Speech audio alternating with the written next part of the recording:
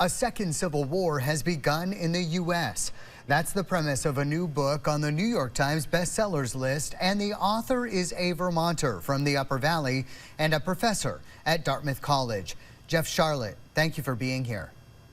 Hi, thanks for having me. You got it. So your book is called The Undertow: Scenes from a Slow Civil War.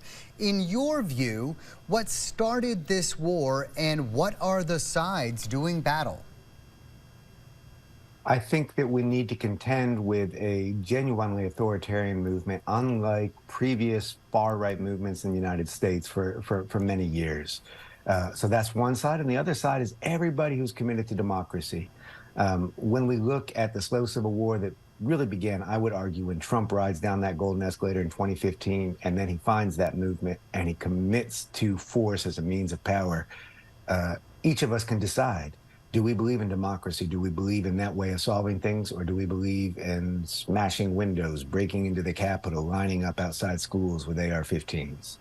Is there one thing about this war more than anything else that is standing out to you? Is it LGBT rights, religion, guns, you mentioned, racism, immigration, the economy?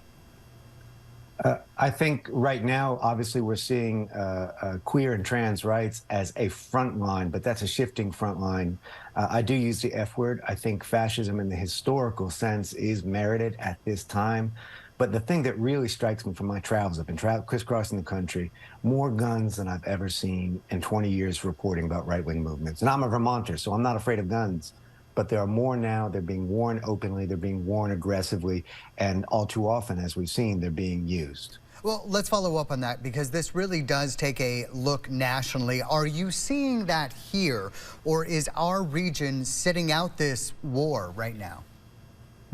That is a little bit of my fond hope, is that Vermont is so small and we don't have any oil that no one's going to really care too much about us. But the fact is, people say, how come you're writing about Wisconsin, or how come you're writing about Nevada, or how come you're writing about Ohio? Why aren't you writing about home?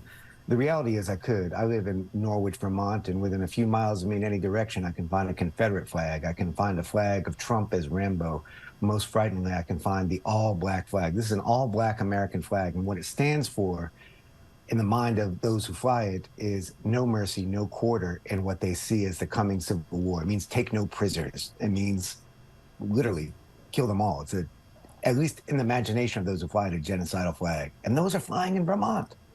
This book represents about 10 years of travel, and then about very concentrated travel starting on January 6, 2021, when I looked and I said, okay, this is a turning point, and I need to get out on the road and talk to everyday people and see how these authoritarian ideas are being received.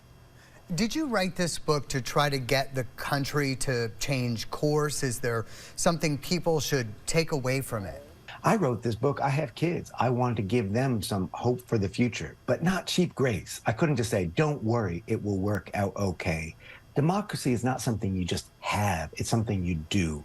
It's not something you preserve like in a jam jar. It's something that you have to make, and everybody has to get involved in that making every day. Again, the book is called The Undertow: Scenes from a Slow Civil War. Jeff Charlotte, thank you. Be well. Thanks for having me.